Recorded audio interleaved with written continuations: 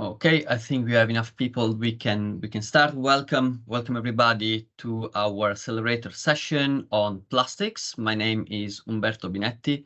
I'm the Knowledge Exchange Manager at WRAP, and I will be your main host for the day.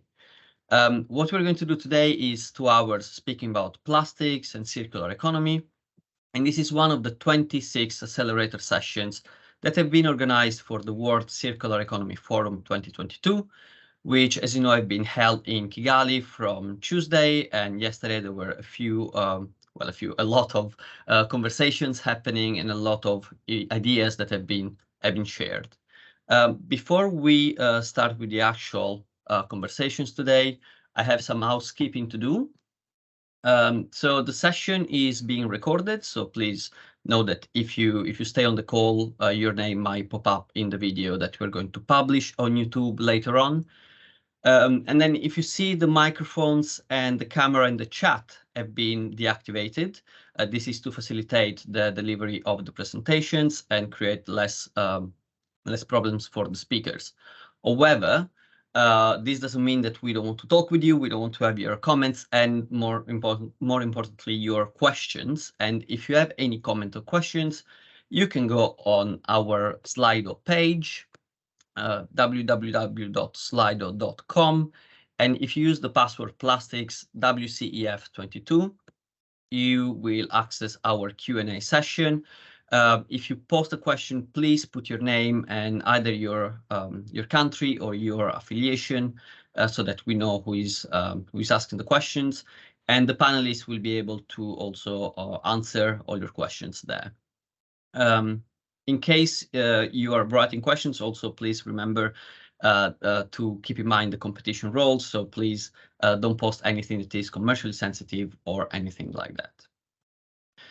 Right, so today we're speaking about plastics, and as you see from the agenda, we have quite of a packed number of people, a lot of people speaking with us today. And the reason why we're speaking about plastics is because plastics is one of the most obvious problems in the environment. One of the problems that the citizens and the general public is very aware of. And this is probably because the effects of the mismanagement of plastics are quite obvious. Everybody has seen litter around cities, by the sea, even in deserts.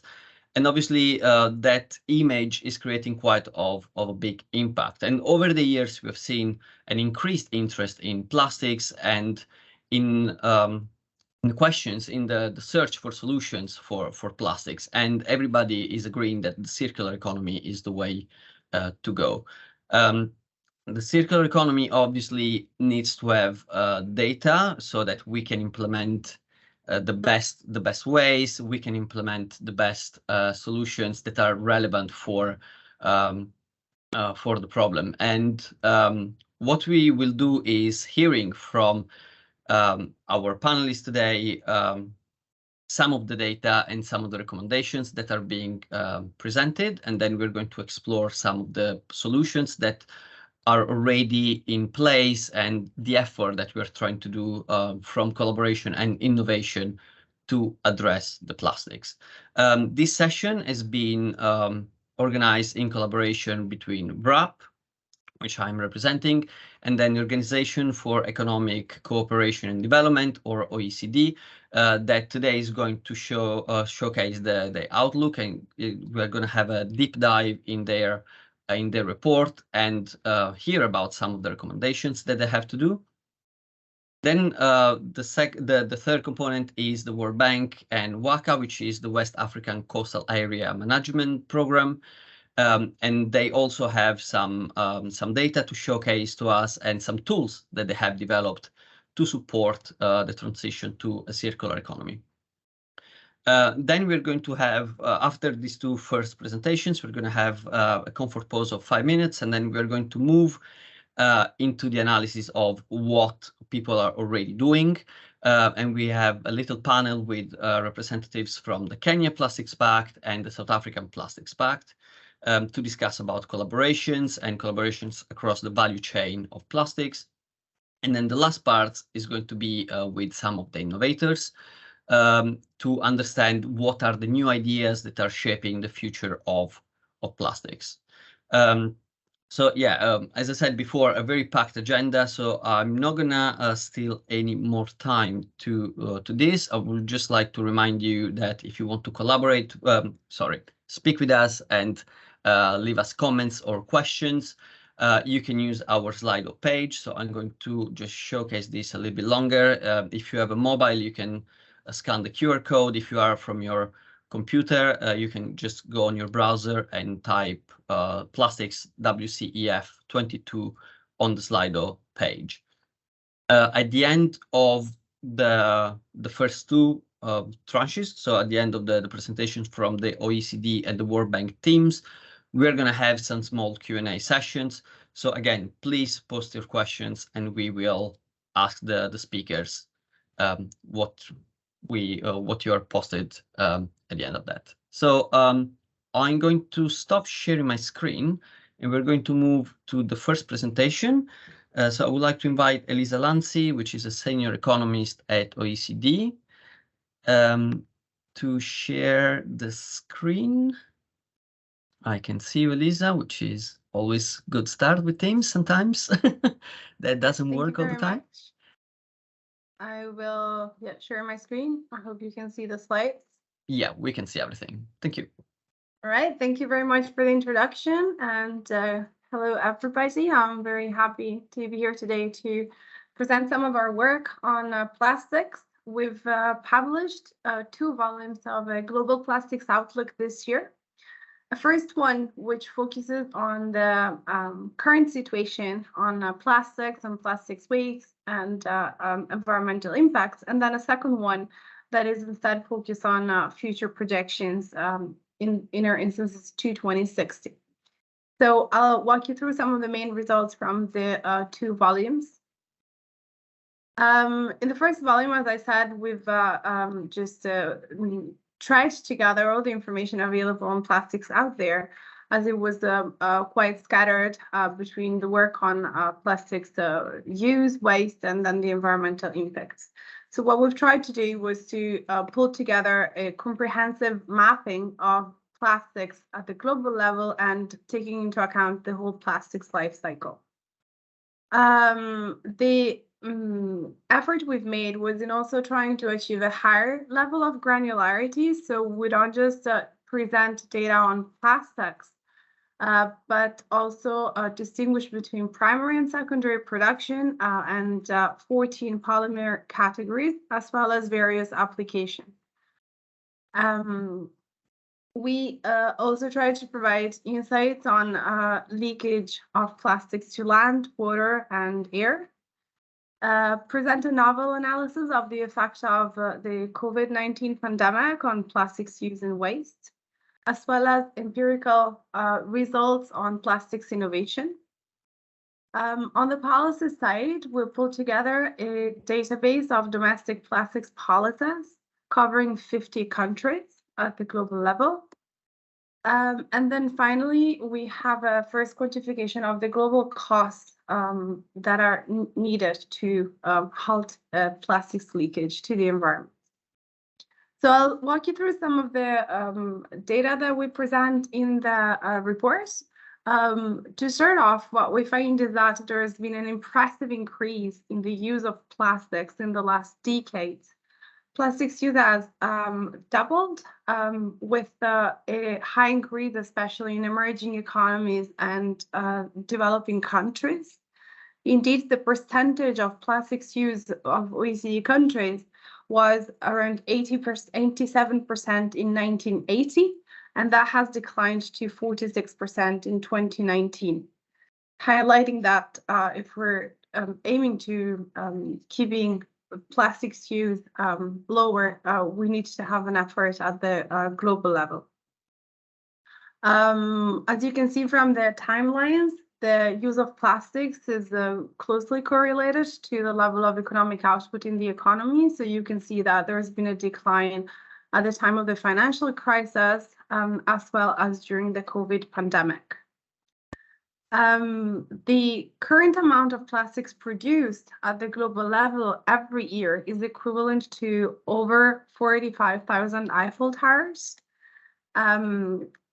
Plastics use has been growing faster than GDP, around 40% faster than GDP. And that's quite important to keep in mind because it means that the products we produce and the overall reliance of the economy on plastics as a material is increasing.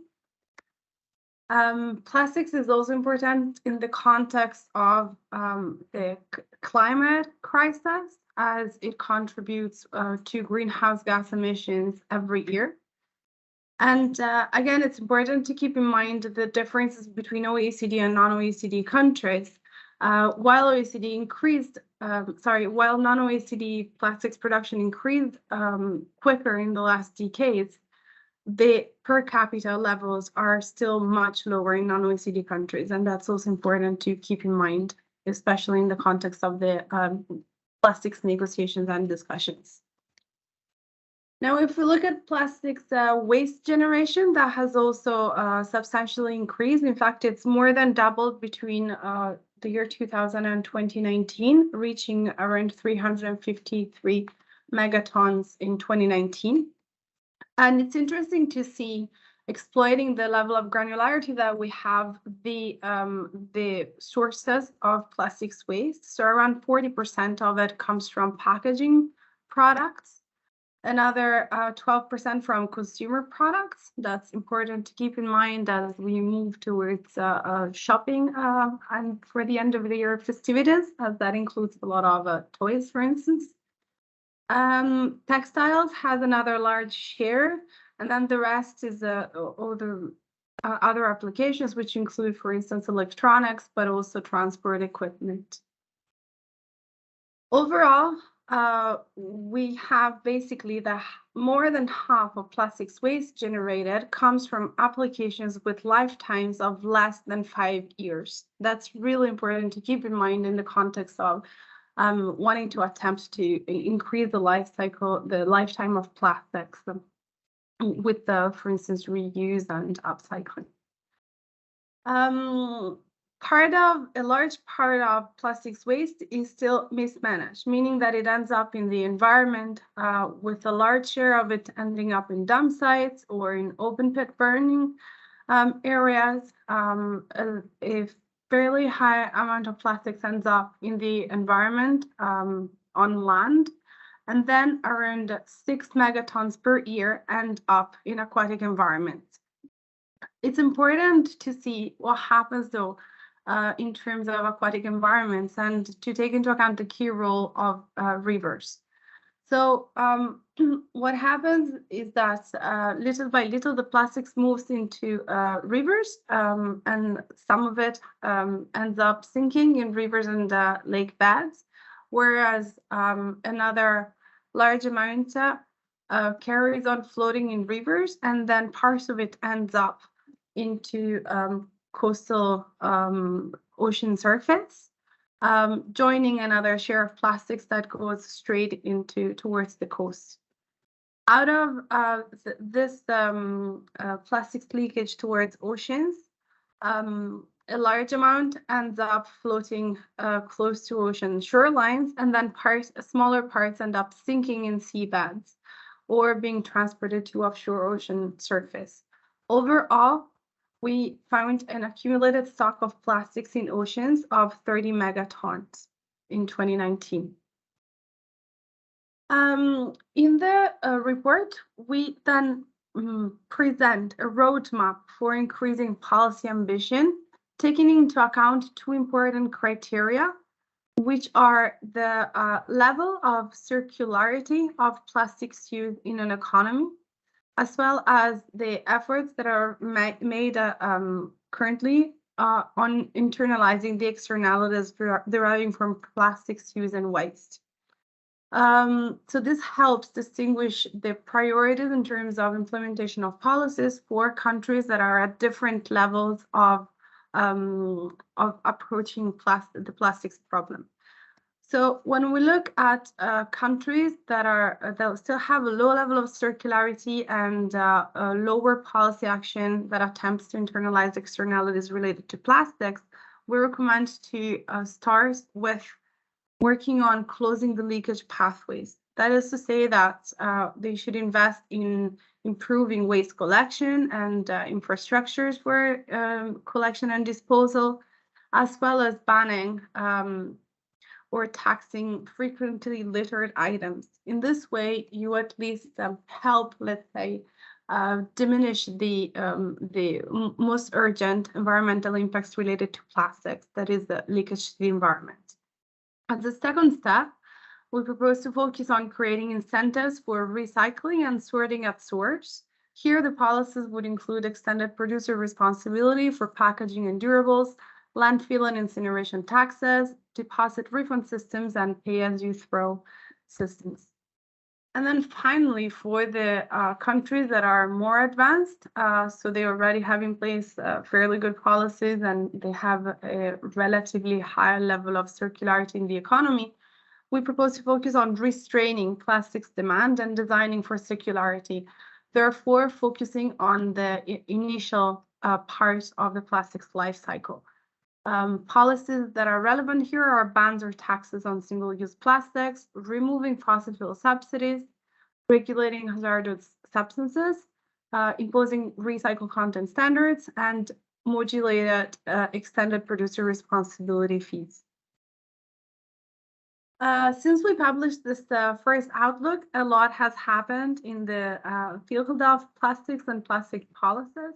There's been increased ambition to end plastics pollution with the start of with the Union resolution to end plastic pollution. On the OECD side, there's been a ministerial declaration on a resilient and healthy environment for all, which includes plastics as part of it. And overall, there's been an increased geopolitical uncertainty, which has highlighted the importance to take into account possible supply chain disruptions and spikes in commodity prices, which affects plastics as well. So with that in mind, we've published more recently a second plastics outlook, which focuses on the forthcoming years and policy scenarios to 2060. In the second report, we present projections for plastics use, waste, and leakage, as well as policy packages based on the roadmap that I just presented, aimed towards eliminating plastics leakage. We also looked at synergies between plastics and climate policies and considered regional and global costs of the policy packages that we presented through scenarios in the reports. So compared to the recent development, when we look at the future, we see that plastics use would continue to increase and almost triple by 2060. What's interesting here is, again, to look at which areas of the world would see the highest increases in plastics use. Some of the areas with the highest increase would be African countries, sub-Saharan African countries, where plastics use would be driven by the economic growth, but also by the increase in population. India would also see a very large increase, as well as other areas of Asia. And here again, it's both due to the economic development and to a lesser extent to population. It's interesting to see also what type of plastics would increase. And here I'm showing a graph that distinguishes plastics by polymer and associating it to the different applications of plastics. So what we can see is that plastics use increases for all polymers, but that there's a large share of certain types of products, and specifically packaging, vehicles, and construction will constitute 2/3 of all plastics use. Again, that's important to keep in mind as it can help to design policies for restraining plastics use. When we look at plastics waste, we find that plastics waste is also projected to increase, specifically to triple, and a large share of it will continue to be landfilled. So what we see specifically is that mismanaged waste will continue to increase. However, its percentage on overall waste is projected to decline from 22% in 2019 to 15% in 2060. That's thanks to the policies that are currently in place and being implemented, which we take into account in the projections. So we project that there would be some progress even without additional policies in handling waste and therefore in diminishing mismanaged waste. Landfill waste is projected to continue representing a stable percentage of overall waste. So it was 49% in 2019, and it's projected to be 50% in 2060.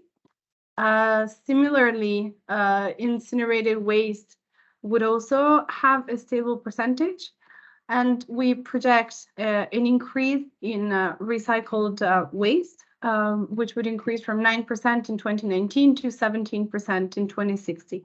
Again, that's because we take into account the progress in current policies over time, which implies an improvement in the amount of waste that's recycled. Overall, however, we find that without additional policies, the circularity of the plastics life cycle would only increase from 8% to 14%. Therefore, there is scope for improvement and much space needed for additional policies. One interesting finding we have is that there's a distinction in the way macroplastics and microplastic leakage evolve over time as linked to rising incomes. So if we look at macroplastics, what we find is that we can see a projected Kuznets curve, meaning that there is a peak, that plastics leakage would reach a peak at a certain point in its use, but then as incomes increase, it would diminish over time. That's a fairly encouraging result in that we basically think that the macroplastic leakage would little by little see improvements as the income rises and as the economies make progress. However, we don't find a similar result for microplastics, which instead doubles from 2019 to reach 6 megatons in 2060. The reason for it is that microplastics, even with rising income, still sees the same sources that are not necessarily modified positively over time as people become wealthier. For instance, if you think about it, we would still wash our clothes very often, heavily rely on transport systems, and these are all sources of microplastics. So again, this is an interesting insight to keep in mind also for policies and interactions between policies that are focused on plastics and on other environmental domains. Now, how would the impacts towards environment change over time? We have, of course, leakage to the environment, but there are also increases in other environmental issues. So we would still an increase in mismanagement in dump site and open pit burning. There are also projected accumulated stocks of plastics in aquatic environments. Indeed, we take into account plastics changes towards 2060, and each year until then would imply plastics leakage and more accumulated stocks over time. Besides plastics leakage, we also have an important role for greenhouse gas emissions, which are, of course, also projected to increase. And then in the report, we also presented other environmental impacts related to plastics and to the plastics life cycle. For instance, considering land use or human toxicity. And these are also projected to double from 2019 levels. We then analyzed in the report two main policy scenarios that aim at reducing plastic leakage, and we find that eliminating plastic leakage is possible but requires strong global policy action. In particular, the two policy scenarios we consider are one first scenario, which we refer to as regional action. In this scenario, different regions undertake policy action to reduce plastic leakage, but the level of ambition is differentiated across regions with more ambitious targets for OECD countries than for non-OECD countries. Basically, in this scenario, we tried to reflect the current levels of policies and to project it to how it could increase in the future. A second scenario instead reverses the question and looks at the global ambition that would be necessary to achieve zero plastic leakage by 2060. So in this instance, we have a lot more ambitious policies in OECD countries, but especially in non-OECD countries where policy action really needed to be upscaled in order to decrease substantially leakage to the environment. So what we find and what is presented in this graph is that policy action would decrease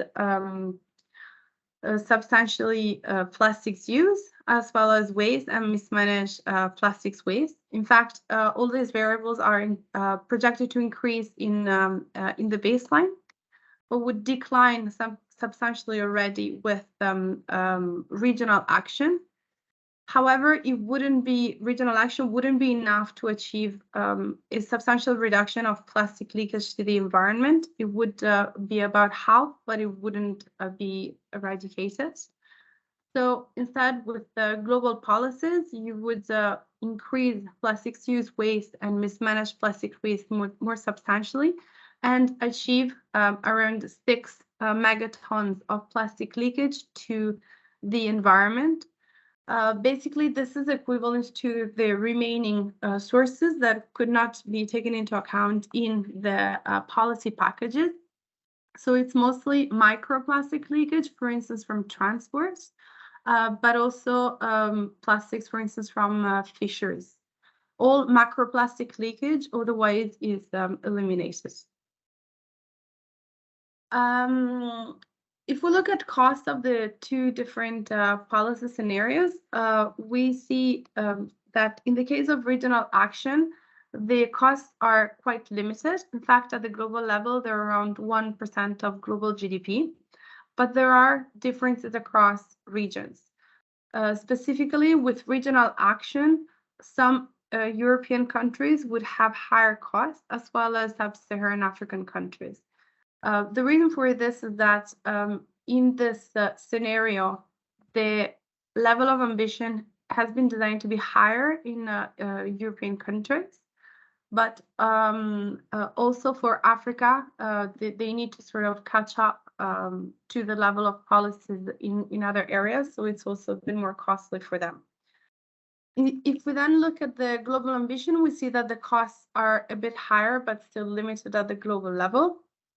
And that here it becomes a lot more costly, especially for emerging economies and developing countries, because they really need to scale up their policy action to more substantially reduce leakage. So this is important and needs to be kept in mind in the context of the plastics negotiations, because we will need global action to achieve the goals that are being discussed, and it will be important to ensure that emerging and developing economies can reach these targets without necessarily incurring into high costs.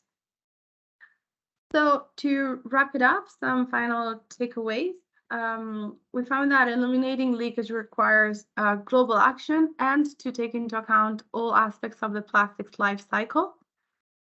The cost of ambitious action, while manageable overall, will be higher for many developing countries.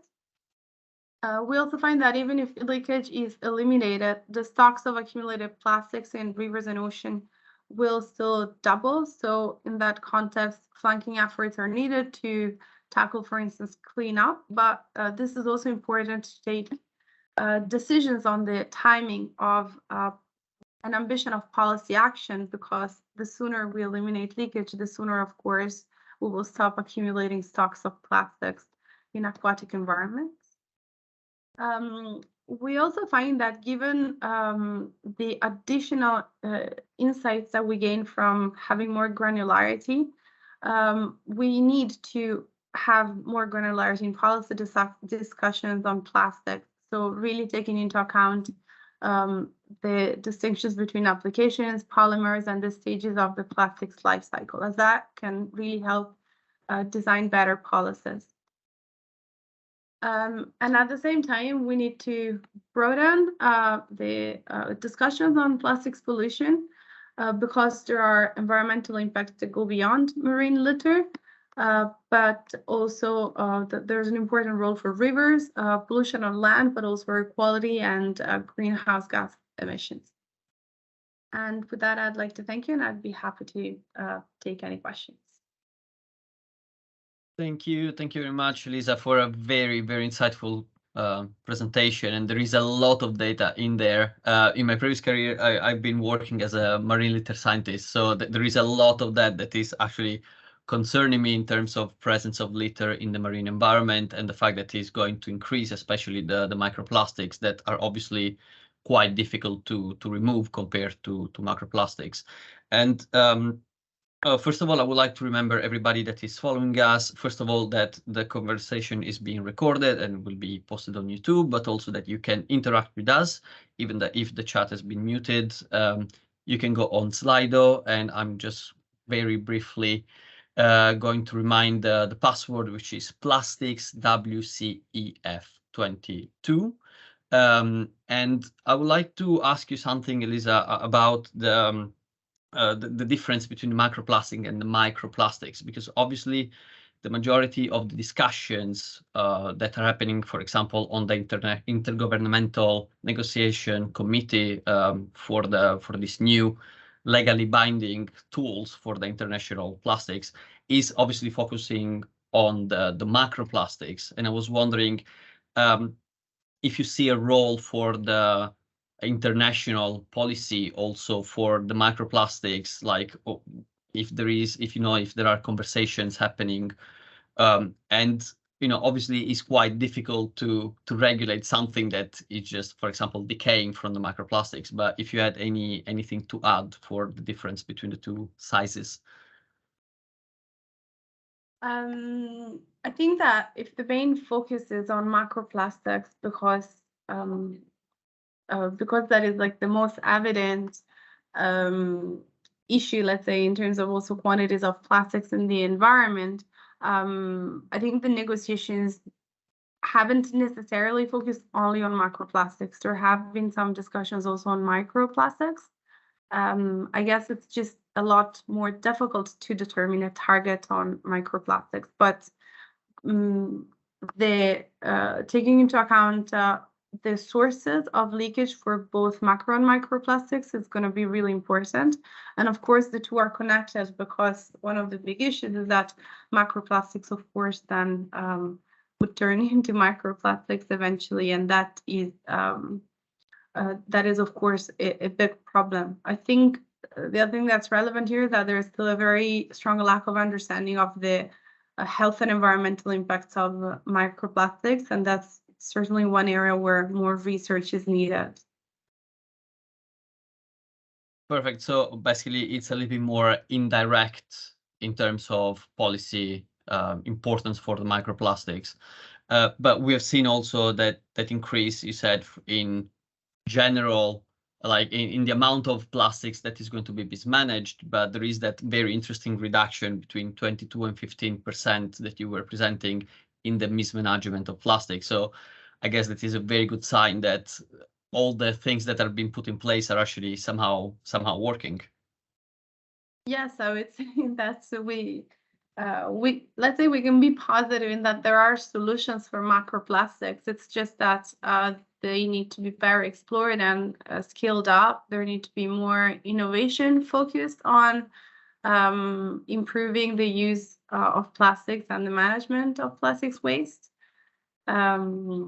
But yes, to be positive, hopefully we'll get there. Yeah, it's good to close on a positive note. So thank you very much.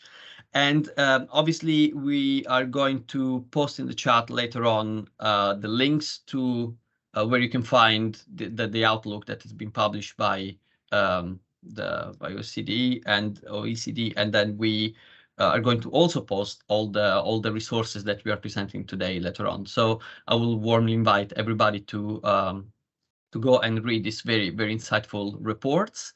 And also I would like to invite you to go on slido.com. As we said, you can post any questions that you have or any comment, and we will address the comments on Slido. So once again, you can scan the QR code or just go in your browser and use the password plastics WCEF 2022. So thank you very much. Thank you very much, Lisa. And we are going to move to the second presentation. As we said, this is a multi-stakeholder accelerator session. So WRAP, OECD, and then we have the World Bank. So I would like to invite, we have several speakers from the World Bank and from WACA, which is the West African Coastal Areas Management Program, to have even more data about plastics, more recommendations, and some useful tools. So we're going to start with Maria Saraf, which is the Practice Manager for Environment, Natural Resources, and the Blue Economy for West Africa. Maria, I can see you. I can see the slide, yes, and I can hear you. Perfect. Floor is yours. Excellent. Thank you, Umberto. Thank you very much. And thank you, Elisa. It's nice to go after this brilliant kind of global presentation, where now the World Bank team is focusing a little bit more on West Africa. There are 4 of us. We're each going to talk for 5 minutes to keep it a little bit exciting. I'm Maria Saraf. I'm the responsible for the environment, blue economy, natural resource management for West Africa. I cover 13 countries in West Africa. I'm currently based in Dakar, Senegal. The World Bank in the 13 countries, we currently have an impressive, actually, and an almost a record, historical record high investment in terms of in the environment sector. We right now have $1.3 billion invested from the World Bank in environment in 13 countries in West Africa.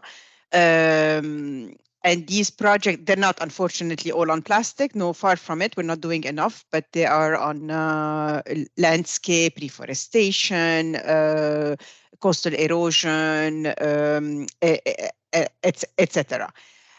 Among that, I'm going to and in terms of what the World Bank has in terms of our biggest kind of support for the plastic agenda comes from the Pro-Blue Multi-Donor Trust Fund. There is about $40 million in trust fund that goes across the World Bank group, but us in West Africa, we're also benefiting from that trust fund, and that's helping us do a lot of the plastic work that we are starting to initiate in West Africa. Today, I want to talk about two initiatives that we're working on. First, which is the WACA program, and then I will talk a little bit about some of the economics work we're doing around plastic.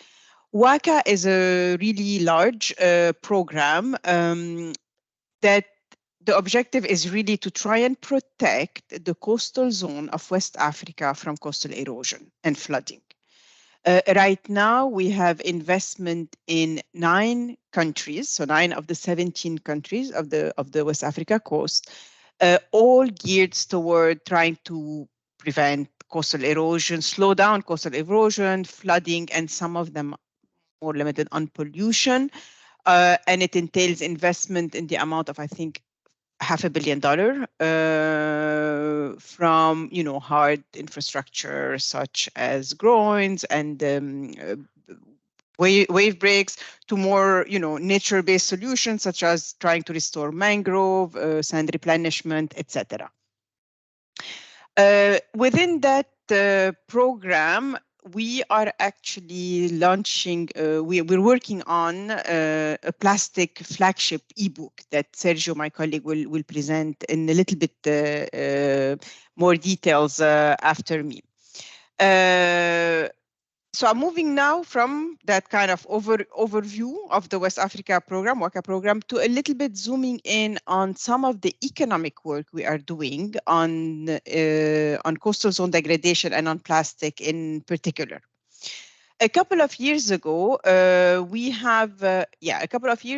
we've estimated the cost of environmental degradation in 4 countries in West Africa: Benin, Togo, Cote d'Ivoire, and Senegal. And that estimate, and we looked at the impact of flooding, erosion, water, air pollution, and waste management. So there was a little bit on waste in there. And the impact every year of coastal degradation on the economy of this country is huge. I mean, it was estimated to $3.8 billion in damage costs. And that represents about, around 5.5% of the GDP in each of the country that we've worked in. That's a big loss. Zooming in again, like this looked at flooding, erosion, pollution, air pollution, water pollution. More recently, we have been zooming in our work to try and estimate the impact of plastic. And that's the forum of today. We're talking more about plastic.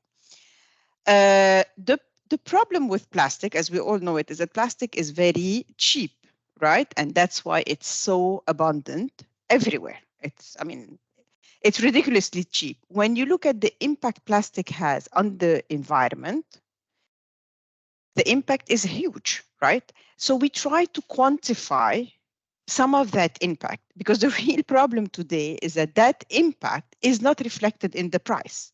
If the impact was reflected in the price of plastic, plastic should be very expensive, right? If it reflected the negative environmental impact it has. So we looked a little bit, so we're working a little bit to narrow down on that. And we looked a bit, and we estimated, again, these are rough estimates, that a ton of plastic waste can cause between $10,000 and $33,000 in damage cost to marine ecosystem every year. Okay, so that's 1 ton of plastic. If you can imagine, let's say in West Africa, we have, I think, 8.7, if my memory is correct, 8.7 million tons of weight. So if looking at that damage cost, we went a little step further. And we looked, for example, at a plastic bag, single-use plastic bag, right? The cost of producing this bag is around 3 cents per bag.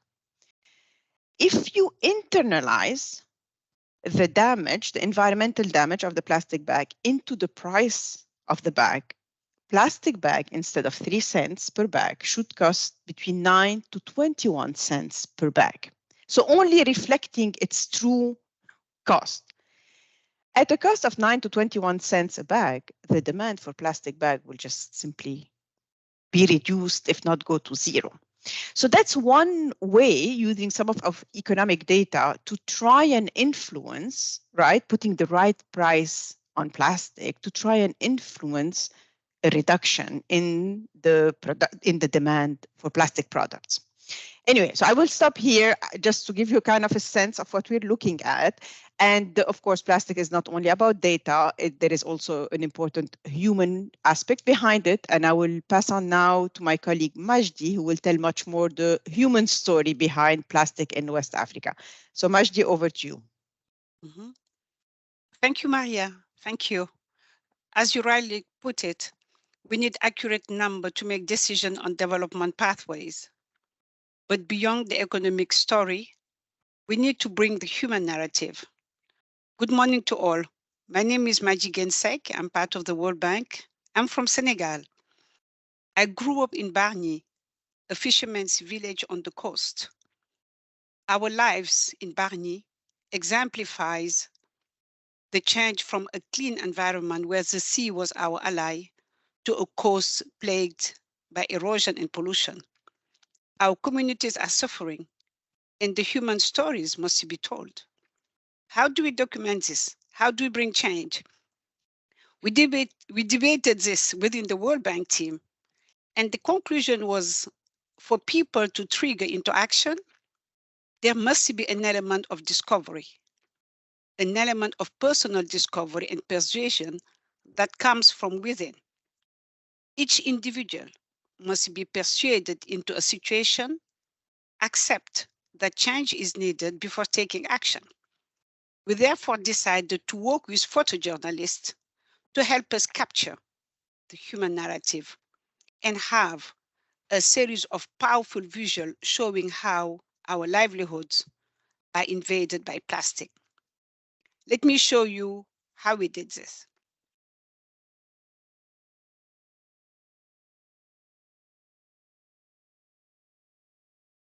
So back in May, I traveled to Senegal and Gambia with a famous photographer, Mel Dicol from New York, who's famous for documenting the Black Lives Matter. We traveled together to Senegal and the Gambia, and we met a series of people. For example, we met Mère Diouk Mbaye, a woman leading a network of rural women of over 100,000 members. And she told us, you know, as rural women, our only asset is our cattle. Our cows roam the street to try to find something to eat. They eat the plastic, they die, and we lose everything. People burn plastic on the street to get rid of it. But the plastic, once burned, goes into our soil and destroy everything. You can't grow anything after that. We met children in Kaolack. In this picture, you see this drain filled with plastic and waste, and the kids are right next to it playing. And when it rains, the drain overfills and spills in all the homes, and the kids are right there playing. There is nowhere else to go. We also met fishermen who are telling us, you know, when you go in the sea, you see plastic everywhere, water bottles, and you see the most shocking, he says, is diapers floating everywhere in the sea. When we come back, our boats are filled with plastics. When we want to land, we can't even, because on the coast, the plastic bundles together and blocks our boats. We also met children who are waste pickers. When we went to the dump site in Senegal, the manager told us, you know, the conditions are hard, but at least we provide work. Anybody can work in, get trained in 1 hour as a picker, and be able to go home with $5 a day to feed their family. So beyond the harsh condition, there are opportunities for people to work and make a living. And we also met a woman like this lady from Ghana who traveled from Ghana to Senegal to look for a job and end up in Woolworths as a waste picker. She's making a living. So these are the kind of images that we saw. These are the kind of people that we met who are telling us how plastic affects their lives. The images are shocking, and this is what we wanted to do. We wanted people to see what it means to live under plastic. I think that you'll agree with me that the journalistic approach goes hand in hand with science, and that both are needed to influence decision makers. These images, like I show you, will be collected into a video titled Human and Plastics, to be launched with the ebook in the beginning of the year. Thank you for listening to me. Now I will give the floor to my colleague Sergio Valesi, who compiled a significant body of knowledge using studies undertaken with support from ProBlue. Over to you, Sergio. Thank you. Thank you, Maria. And thank you, everyone, being here. So the images you provided are very impressive. We look forward to seeing Mel's video early next year. So we compiled a lot of information because, as we mentioned, it's essential to get an understanding of this issue for West Africa in particular, which is the focus for the WACA program. And we created this ebook, which will be launched together with Mel's video and a number of deliverables and reports on circular economy and opportunities for the plastic issue in West Africa. The video that it's here shows, so if you can play the play button, Maggie, please. Yeah, so this video shows, this is a screenshot of the video that shows what's inside. So we are collecting information at global level to compare the West African situation to the rest of the world. And it's pretty obvious that with 80% of mismanaged plastic, West Africa sticks out there as some of the most mismanaged place on earth, and will be very soon Africa the single most contributor to global mismanaged plastic entering the ocean. And the book contains maps which allow to delve in to very detailed levels and understand plastic hotspots in any part of the 17 countries in West Africa that were part of this study on circular economy, allows to understand the context and the landscape of these countries and the socioeconomic profile, as well as the landscape, institutional landscape that is an enabling factor for tackling this plastic issue. And for each country, we can also, through this series of maps, delve into understand the focus, the hotspots areas with where the plastic is concentrating. And for example, we're looking at just a site here, a small area, but still with a phenomenal amount of plastic, 20,000 tons of plastic a year just for this hotspot, and so on. You can literally explore those countries, understand the geographic opportunities and gaps and problems associated with it.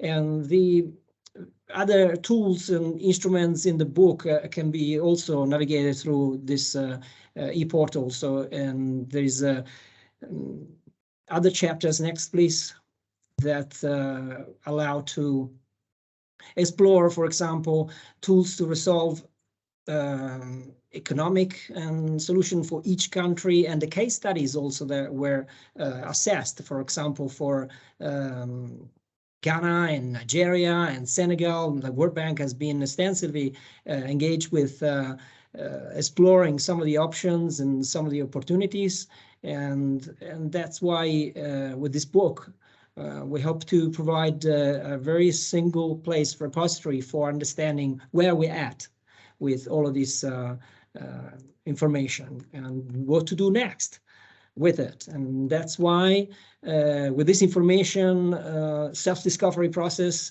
we hope that you get a sense of what do you think is the next solution and what can be done as individual to advance this problem. So I will now like to turn the world to Peter Christensen, a World Bank lead environmental specialist and WACA program manager, who will tell you more about how to move forward and with concrete actions.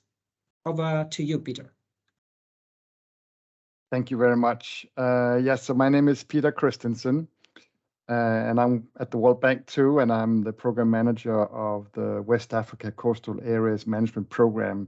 So my job is to, as a team leader at the bank, is to pull out the actions that are needed and turn them into operational solutions using World Bank finance and partnerships.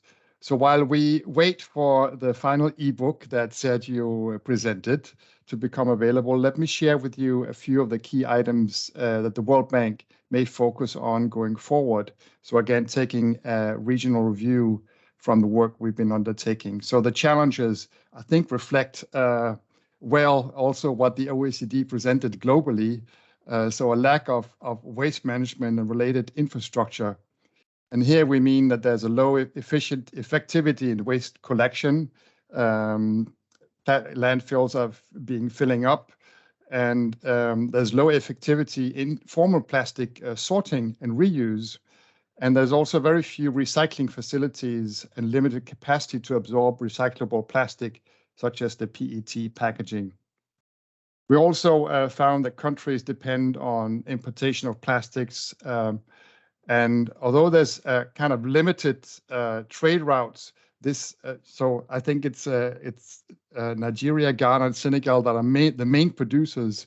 So the value chain kind of come from there. So this makes it maybe easier to manage that value chain and impose policies that are favorable and useful for the population.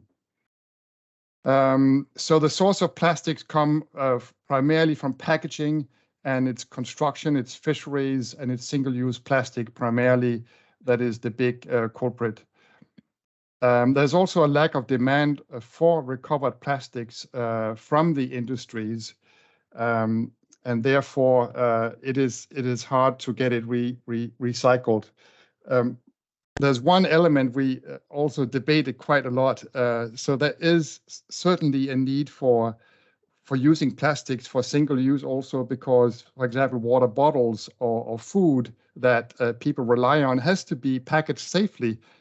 So if you maybe turn to other solutions that are less hygienic, you can have a negative effect. So there's really a trade-off also to look at here.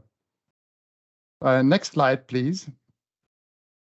So the call to action will focus on the supply. So again, OECD's excellent report, so informative. So again, on the rules of importation and tax schemes, in particular on polyethylene sheets, can play a key role in the reduction of the waste production.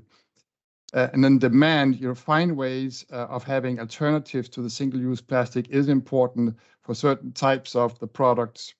And also the plastic awareness and sensitization of consumers, and I would say decision makers too, and that's where the images and the human story that Margie presented, I think is going to be really important.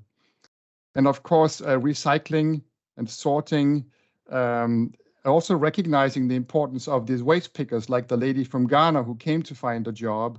It is great that there is a job in this sector, but it also has to be a decent job. They have to have good working conditions so that they are not putting themselves into danger while doing their job. And of course, the recycling. And here there's really an element of regional integration that is needed. As I said, 3 of the countries are producing most of the plastics. It goes to one. I think Sierra Leone, they only receive, there's no plastic going away to other countries for recycling or repurposing. And this is where the regional integration approach that we have under the WACA program, where we work with WAEMU and ECOWAS and ECAS on a common policy that actually already exists, but it needs to be updated, calibrated, and put into operation. And this is where some of our operations come into play, where we can finance both at regional level and at country level the actions that are needed. Can you take the next slide, please? Because here I will show an example from Ghana, where we are now undertaking some of the new work financed by ProBlue. So within a new operation of the WACA program. So in Ghana, it's a $150 million project within which we're doing helping to address coastal erosion, flooding, and then pollution. And within pollutions, it's on the plastics. So here you see 5 actions that are underway under this work that each fit in the upstream stage, midstream, and also the downstream segments. So there's need for a lot of innovation here, and I know we're going to hear from innovators later on, but there's really a very strong process and ownership in Ghana. As you know, they have been leading on efforts such as the GPAP and NPAP processes, and also on the international policy. Next slide, please. And that is my last slide. So we hope you will come back to us on our website, thewacaprogram.org, because that is where we will be launching the Humans and Plastics photojournalistic reportage that's coming out, and also the ebook that Sergio presented, which is a goldmine of information that we hope will be useful for you and for the countries to have this self-discovery, because we think that by discovering yourself, by clicking into the maps and looking at the images, we each need our own story to be convinced for the action that is needed in whatever position we have, us as financiers in the World Bank, or international policy advisors, or civil society organizations, or government officials. Each of us need a different story to present to our decision makers and convince our partners for more action on plastics. So thank you very much for the attention today. And I think we have a Q&A that's managed by you, Umberto. So over to you. Yeah, Thank you. that's correct. Thank you very much, Peter and Sergio, Maggi, and Maria, for the very, very insightful conversation. From my point of view, this was very interesting because sometimes when we speak about what is the situation, we just tend to speak about data and numbers, and actually see that more humane approach with the photojournalism, just really understanding what is the impact on the everyday for people across the world, also makes us understand why it is so urgent to take action, because people are suffering right now, so we need to do something about it. And I would invite all the team from the World Bank to come on the camera again, because we do have some questions. And for everybody that is following us, please, if you go on Slido, if you can see here, please use the password plastics WCEF2022. You can see there are already some questions, and thank you very much, Elisa, for answering to the questions from the previous presentations. And I would like to ask a question to Maria to start with, because we heard from Elisa at the beginning how much costs this will add, especially for specific countries. And you were speaking about internalizing the costs that are currently externalized. And obviously, this means that funding has to be accessible, the funding has to be unlocked somehow. So I was wondering if you can speak a little bit more about how the funds from the World Bank for addressing the plastics can be accessed. Thank you, Umberto. Let me clarify a little bit. I think Elisa was talking about different costs. Probably Elisa was talking about cleanup cost, or what you need to invest in the sector, right, to improve the value chain, to improve recycling, etc. I would assume that was her estimate. What I was talking about was a little bit different. I'm talking about the damage to the environment, right? So it's a very different kind of exercise, which for one does not require any investment except a better reflection of the price. So it's trying to give us an example is that today, the price of a bag costs on average globally, I'm not talking about West Africa, globally 3 cents per single-use bag. If we internalize simply doing that exercise and we take the damage that this plastic bag is likely to cause on the environment, then the cost should just increase. The price should increase to 9 to 21 cents. There is no investment to be done. The price should reflect the true cost. Same could go to plastic bottles, same could go to, I mean, I'm a big advocate that plastic, and one of the problem, the reason we're here today is that historically, plastic has been so cheap. It's cheap, so everybody use it and everybody discard of it. Anyway, so I'm a big advocate of trying to simply internalize in and account for the environmental damage. You don't need investment, but you need a policy enforcement on that, because no plastic, if I'm one plastic bottler, I'm not going to take it on me to suddenly increase the price of my plastic bottle if all my competitors will not do that, right? So then I lose the market. So that it will need much more a policy intervention than a real investment as such. Thank you. Thank you very much. And obviously, this change in cost and anything that we're doing will have a direct impact on the community, as you were saying as well. Like any change will affect everybody, not only the producers, but also the consumers. And obviously, in some countries, we have, like, according to the countries, we have a very different situations in which consumers can afford to have these increases, some other don't. And obviously, there are some countries in which the awareness and the commitment is quite different from others because of historic reason or because of the conditions. And I was very struck by the images that Maggi was showing before, and I wanted to have a reflection about going in the communities. What is the level of commitment that you have seen speaking with people in different countries as well? Yes. Let me maybe talk about the example of a lady we met in the Gambia. Her name is Aissatou Cissé. I mean, with very little finances, she's gathering women in a walkover atelier workshop and teaching them how to sort and transform plastic into things they can sell. So she does little purse, little chairs, a whole series of byproduct from plastic. And it allows this woman to have a job, it cleans the street, and it allowed them to make a living. And at the same time, she wrote a book called One Plastic Bag. It's a storybook for children that she presents globally, she presents at school, just to encourage kids, you know, to already at a young age to know what plastic is about and make of them in a way global citizen that will help in a fight.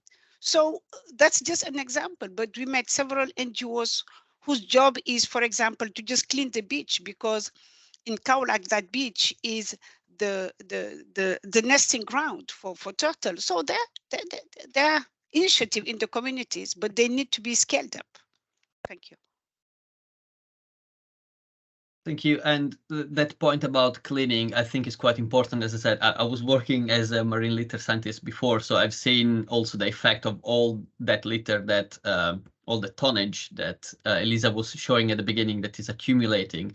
And what I've seen over the years is that this interest in the stewardship for the environment through these cleanups has been extremely important to create a direct feeling between the communities and their environment, and there has been more and more involvement. So I think that is a very good sign, again, that something that we're doing is working. People are getting more and more aware and they're taking action.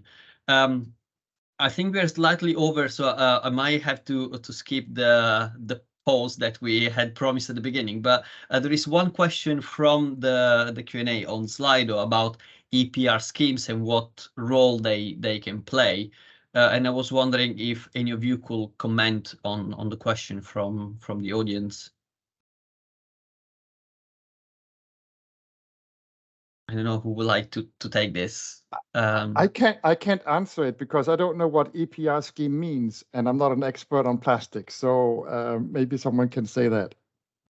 So that would be the extended producer responsibility, which is the system in which the producers are paying a fee that is then reused for financing new systems for collection or for recycling or for a better management. And I don't know if Elisa, if you want to unmute yourself, if you have any reflection on the EPR scheme as well.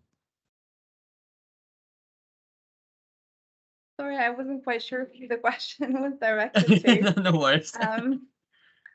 So here at the OECD, actually, my colleagues have developed sort of a guidance document on EPR schemes, trying to highlight how they can be designed to facilitate their development, and they do play a very key role in terms of a very useful policy instrument which can incentivize and increase the ambition of the private sector in increasing circularity and product design. There are still several challenges in that at times it's just very hard to design products so as to, for instance, facilitate reuse and recycling. There are also difficulties in the fact that the way products are produced at times vary a lot across countries, so that the standards vary as well. It's quite a difficult policy instrument on which to provide guidance in a very generic way. But it is definitely a very key instrument to increase circularity. I think to go more in depth, we would need a full session just on EPR schemes. Yes, so I'll I stop agree here. with that. I can come in quickly if you want, Umberto, on that. Sure, Maria. Just very quickly. Actually, what I was mentioning earlier, for example, to try and reflect, right, the damage cost in the price of the product is an EPR scheme, right? It's because what it will do is that it's, call it pollution tax, call it whatever you want, plastic tax, that will go into the cost of the, let's say, plastic bottle, right? And although at the end it's a consumer who pays, but the result is reduced in demand, right? which will impact the producer. And this is what we're trying to do, is that we're trying to responsibilize the producer for the pollution that they are causing, because right now a lot of this pollution cost is not in it. But I want to give one word of caution. I think, Umberto, you mentioned that this, I mean, again, it's good to think along these lines, right, and internalize all the damage costs, but we need to be very careful when it comes to kind of a distributional impact on population, okay? This cannot be done. And for example, I give you a very practical example. Here in Senegal and a lot of West Africa, people drink water in plastic sachet, right? These little plastic bags. There is no way you can just increase the price of this. I mean, and then people will, without providing an alternative. So we're not an advocate like left and center. One has to be very careful about the distributional impact it has on the population and what is the alternative. So yes, you can introduce a price on plastic, but once you have another source of water supply available for the population in the rural areas. So, I mean, again, with caution to be introduced, of course. Thank you.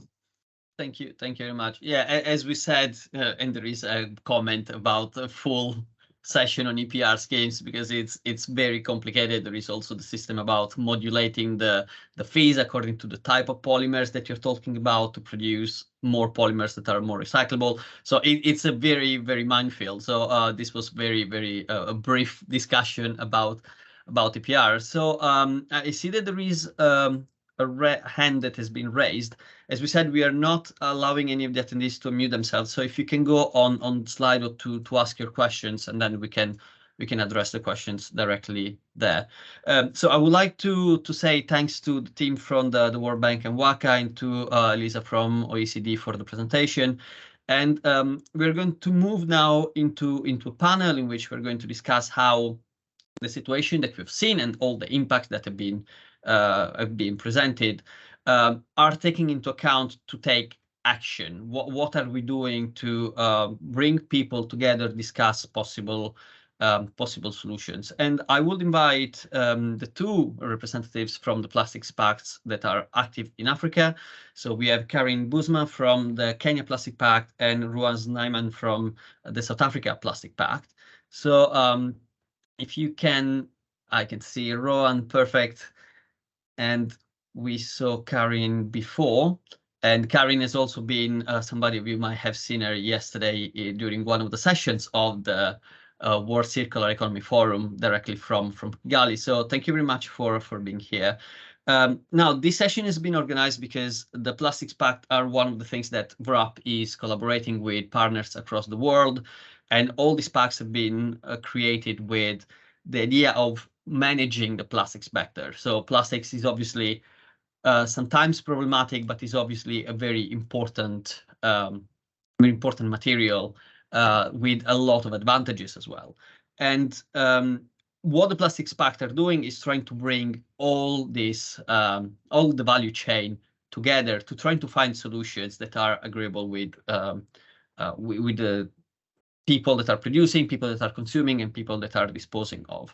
And my first question to the panel will be the value of this collaboration, right? What is the strength? And Karin, you were speaking yesterday about this already for the World Circular Economy Forum. And I wonder if you can let us know a little bit more about this, repeat some of the points that you were making yesterday about why this collaboration is so important. Oh, I can't hear you. Okay, maybe while Karin is trying to address the audio, Ron, can I hear your? I'm okay. Oh, okay, Karin, please. Sorry, Yeah, Ron. I somehow can't make it work on my computer, which I tried, No, but still. I'm on my phone, so it's fine. Yes, so in terms of why those structures like a plastic pact with all the stakeholders on board work and shape a partnership is because if you want to drive these solutions, and a lot of the speakers have touched on all the different elements and components that we need to discuss. It's from redesigning and making design choices to ensuring that things are recyclable, to making them recycled, so ensuring that we actually recycle things and that they can actually also become input for the same purpose, so from bottle to bottle, etc. So if we want to achieve those targets, what we work with in a Pact, which is eliminate unnecessary and problematic plastic, then anything we keep in use, so materials that we do not consider unnecessary, they might be problematic, but then we have to look for a solution that is either reusable or recyclable. And if you want to define solutions collectively that work, you need everyone's insight. So what we really see is that there are already some groups coming together, like the PET sector has come together, and that's great. But there's no input per se from all the recyclers, the ministry, civil society, but also producers. What is possible, what's not. So while we're setting up a group of people, we actually bring together very different types of knowledge. And with that type of knowledge, we can create an endorsement for a strategy and activities of which we collectively think that they will achieve our ambition, our collective vision, which is a circular economy for plastics. And I think that's how it can only work, because if you have only one solution as an intervention in a value chain that doesn't change, then it's not going to last. So we need commitment from all partners. If you put a new material on the market, or you have a new recycled technology, we need to create a market, we need to create volumes, and you need to have a secure system that will back you up and that will work with you. So I think that's the power of the Pact. And on top of it, I think it's great that it's a sort of peer-to-peer learning platform at the same time. So you take out the competition, because we're all different players in the field. We all use or produce plastic. And then there are multiple Pacts around the world that have similar structures and similar targets, and also sometimes the same challenges, sometimes a bit different. But it really helps to exchange and to see that collectively we really want to drive the change. And also the businesses, the private sector, are ultimately, especially in countries, developing countries, the one that are going to implement it, as well as creating an infrastructure.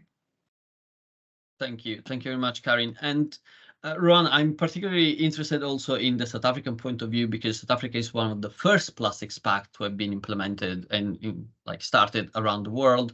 And as Karin said, at the moment we have, I think it's 15 pacts in all the continents. Some are regional, some are national.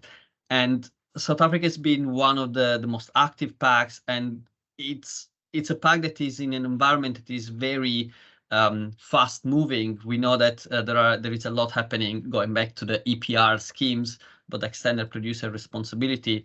And I think the Pact really gives some good platform for this collaboration to happen. So I wonder if, Ron, you can share with us the point of view of the South African Pact. Great, thanks, Humberto, and thanks very much for the opportunity to participate in this discussion. So in terms of the Plastics Pact, or a voluntary commitment, as well as the linkage with EPR, I think it's a very interesting thing, and it's a very interesting development. So as Karin said, that it's really a very complex problem that we're dealing with, and it's one that touches the entire value chain. So in trying to find a solution for it, you can't just try and develop one type of solution, or you can't just work with one entity in the value chain. It's really across the board. You have to talk to various different actors and players. You have to ensure that all the different stakeholders are included in the discussion. Otherwise, when a potential intervention is introduced, that impact would only be limited, and it might actually exacerbate the problem or cause other problems that you couldn't foresee, because the rest of the stakeholders weren't included in the first place. So a voluntary commitment is really a great way to ensure that a whole bunch of different organizations are talking to each other and developing a solution that might work in that specific context or a specific country that you're operating in. And then in terms of the linkage with EPR, so South Africa has recently introduced EPR regulations and legislation, which all companies that are placing packaging on the market have to abide by. And now it's very complex. and it would be different in different countries as well. EPR isn't necessarily a silver bullet that might solve the problem, but it is something that can play a role in creating a foundation for a circular economy to emerge in the future. So essentially, just going back to that plastic bag example of earlier, so if the value of a plastic bag is increased, if there's a cost associated with it, and that levy or that payment goes back into the recycling sector, that really starts to create that circular type system where collectors are incentivized to collect it, recyclers are incentivized to recycle it, and it's something that the material has more value. So how we see it in South Africa, EPR is complex.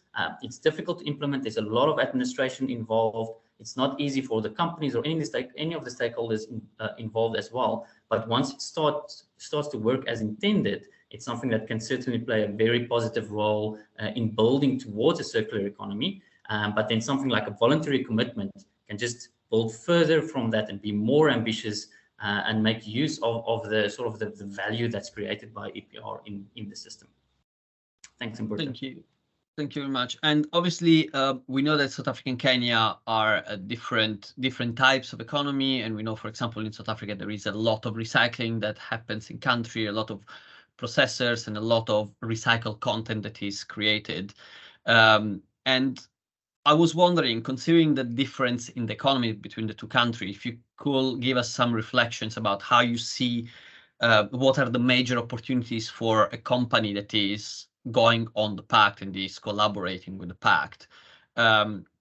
So what is not the silver bullet, but what is the most important thing that the Pact is offering? We heard about this pre-competitive system in which we are talking, and we understand that, for example, moving together towards some very clear targets is also something that Karin was mentioning before.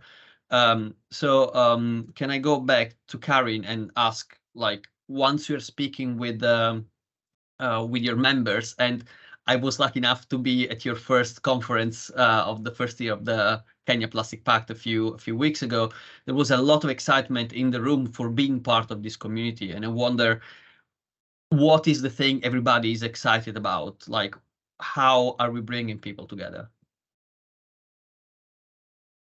Yeah, I think people are excited that it's not just a saying, so it's not just a talking club where we just and a one-off club where we just come together and discuss the problem and we all agree on the challenges and then we leave again. But it provides support. So, and the support is within the system and the structure of the Pact, I would say, and working towards those targets, setting up a roadmap. If you decide on the phase one, like elimination list, what needs to be on that list, it comes with a clear set of criteria, and they are all part and parcel of it. So sometimes you prepare a lot, but it is in a way co-created, and the feeling of co-creating and asking for their expertise and that they find that back. Because it's relevant. It's not, we're not just asking it to be polite. They are the ones providing the context of the country for their situation. And therefore, I think the engagement level is very high. They also need to invest time in it. So sometimes that's a problem. And I think what they're also excited about is the information. So sometimes it's being expressed as a problem that we have sprinters, front runners, people that go fast and want to move fast. We can enable them to move faster on specific elements, but it's also a platform where people just finally can ask all their questions. So they feel that it's a platform that provides information regarding to EPR, the extended producer responsibility. What's the difference with a plastic pact? What are we doing here in comparison to a producer responsibility organization? What's the future of Kenya? Do we have influence and insights on the ministry level? And because even the ministry is engaged and endorses the plans, it feels like a system that you can work with and that you can rely on in terms of knowledge and actually implementable strategies and plans. So I think that's how the excitement came about. What about South Africa, Ron? Yes, and just to also to agree with Corin on that, it's the companies gain value for different reasons. So some of the companies are leaders and are innovators, and really they are ambitious to make a difference. But there's others as well that are just starting on the journey and that don't necessarily know how to approach the problem. And it is a complex one. So just getting a hold of the data and understanding what sort of packaging you place on the market as a company, or what sort of impact you have, or what's the potential for you to change things in the future can be really a complicated journey. So being part of a collective initiative like a Plastics Pact is a great opportunity for a company to learn from others. And then once they do find solutions, to share those innovations with a group of companies that are trying to achieve the same thing. And I think when an alternative format or material type is introduced, that just means that there's more volumes for the recycling industry as well. Sorry, Umberto, did you say something? no, I think you froze for a little bit, but then you're back. We can hear you back now, no problem.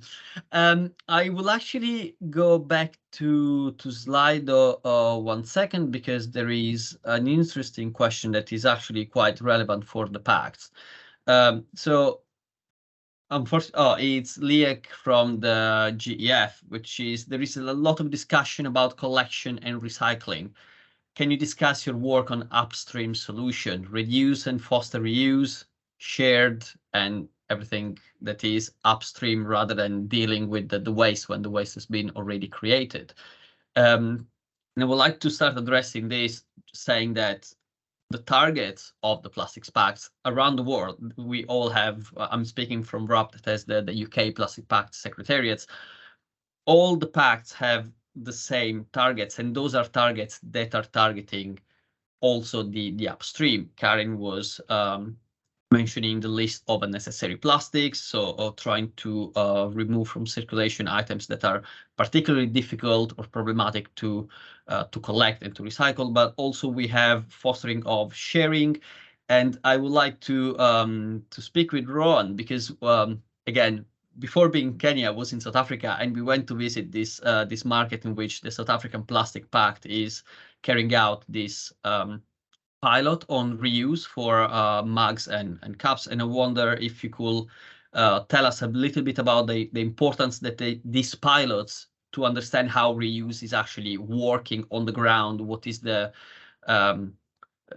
feeling of the users once they approach this reuse system? So can you give us some feedback from that project? Okay, yeah, great, I will do. So firstly, as Umberto also mentioned, that the targets, the Plastics Pact targets, it's not just about recycling or designing for recyclability. The targets also include reuse and elimination as well. So the whole idea is to try and eliminate or replace the materials that can't form part of a circular economy because of the format or the composition or whatever reason that there might be, but also to try and look for reuse and refill solutions. It's part of the work we do.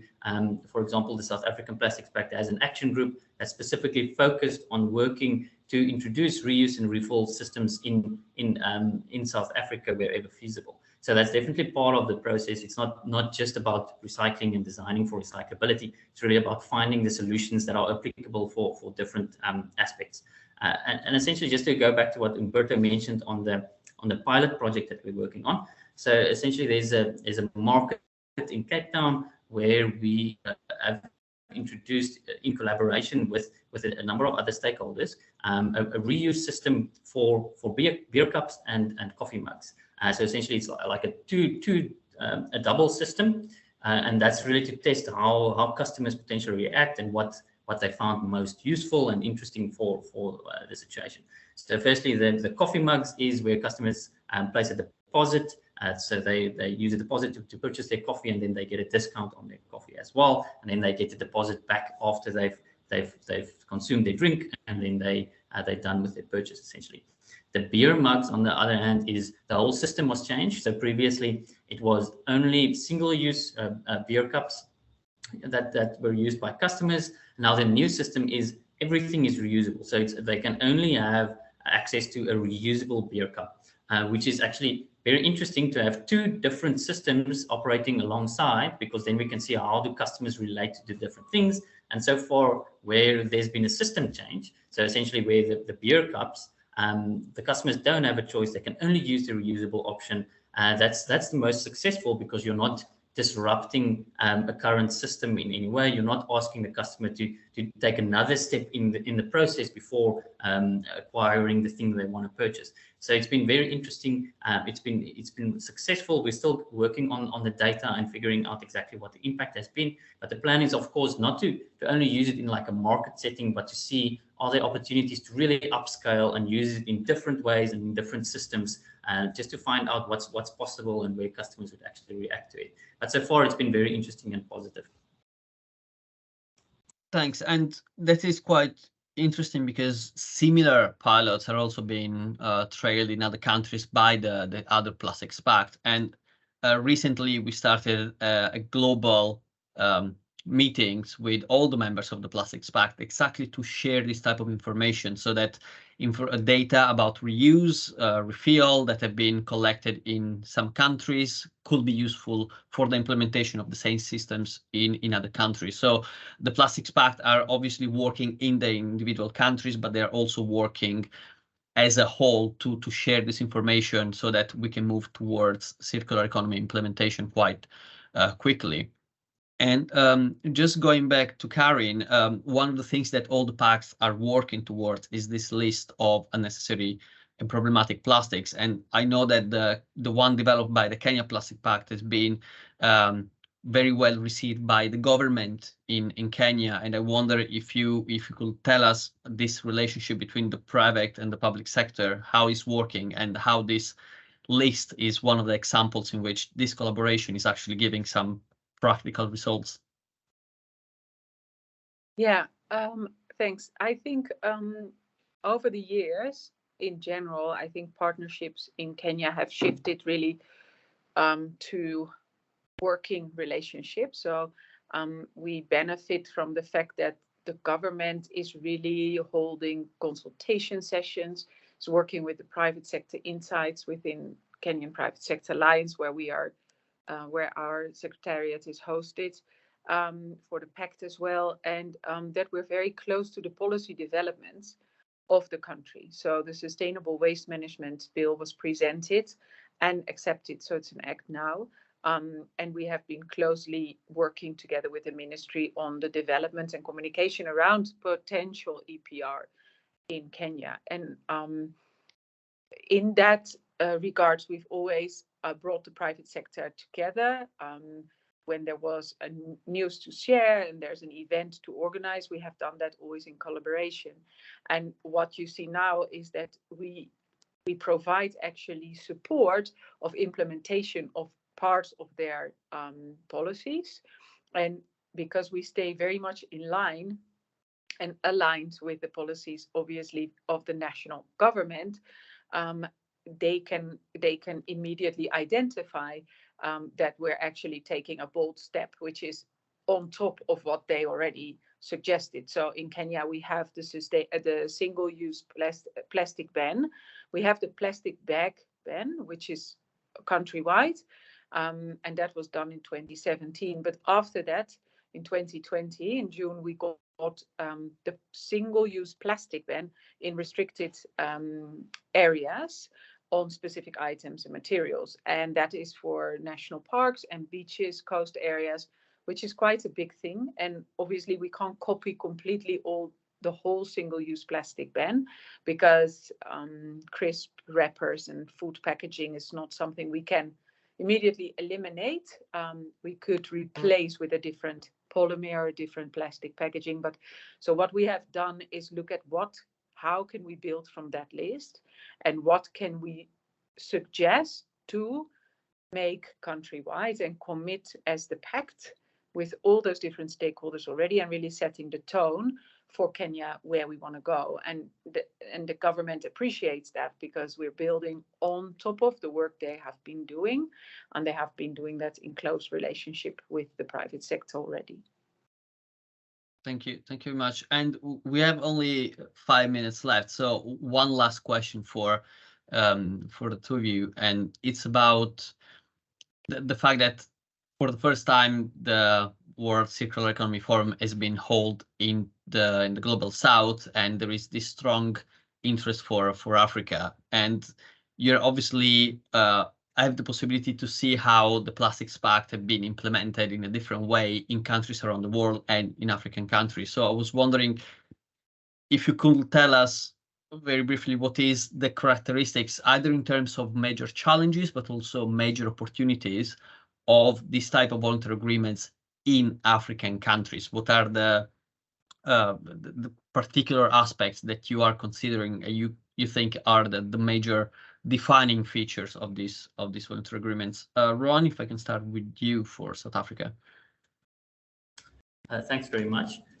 So it's a difficult or a tricky one because we're of course in different countries working on similar problems, but in different ways, and there's different dynamics and different factors involved. So even in Africa, as you would know, there's massive variations between countries, and there's different measures and different forms of legislation and different things that will impact any voluntary commitment within different African countries too. But generally, what I feel is that in Africa, we've got an opportunity to really drive the economic side of it, because it's not just an environmental issue.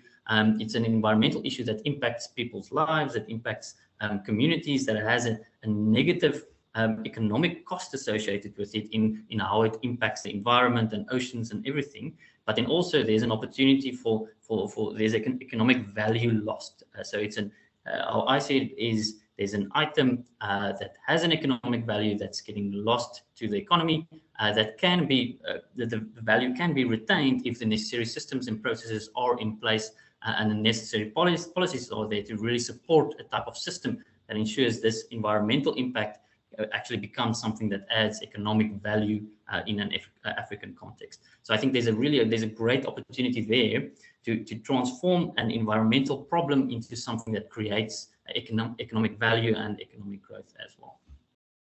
Thank you. And Karin. Yeah, thanks.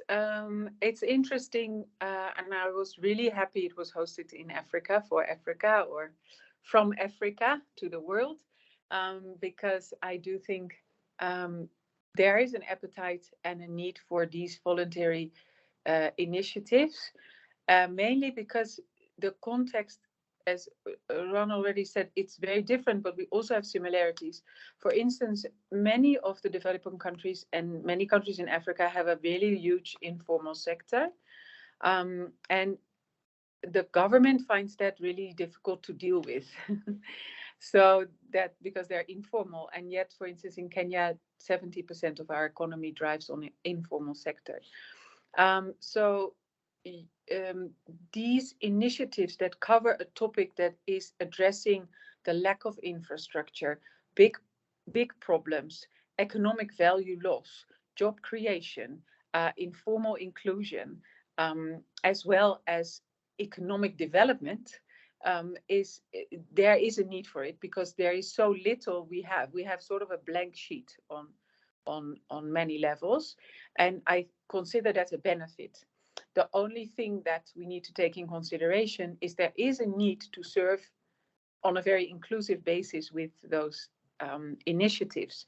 So it's not, you can't target very specifically on a specific knowledge level. Like in Europe, you would have an EPR already in place and a waste management structure in place. And therefore you can really focus on a specific group of businesses, or one element of a ministry, etc. And I think what is needed, and where the need comes in for a voluntary initiative like the Pact in Africa, is that it should allow an inclusivity and take everyone along on this topical journey that we need to shape together. And I think there's the potential, and there's the willingness, and there is the interest, actually. Thank you very much. And I think this links quite well with the images that Maggie was showing before. Like, we don't have to leave any part of the society out of these conversations, because obviously there is a huge impact on everybody. So it's very important to bring everybody together and to talk about this. I would like to thank both Rowan and Karin for your reflections and your participation. Thank you very much. And I hope everybody found some the same value I found always listening to the Plastics Pact from around the world. So thank you very much. And I will invite everybody to visit the websites of the Plastics Pact, because there is a lot of information and reports that are shared in there, and there is always something new happening and something interesting. So thank you very much again. And now we're going to move to the last part, which is about innovation. This is something that I think is extremely important to include in any conversation about plastics, because the status quo is obviously not really working, and there is a lot of collaboration, a lot of research to understand what to do next, how we can change the things. And we have three innovators today with us that will share their idea, share their project and their effort to change the landscape of plastics. And I would like to start from Jake Wolfenden from TrueCircle, that is working in Kenya and is trying to work towards the analysis of AI in developing countries. So Jake, if I can ask you to open your camera, and perfect, I can see you, and the floor is yours. Can you hear me? Yes, I can hear you. Do you want to share your screen? I will share my screen.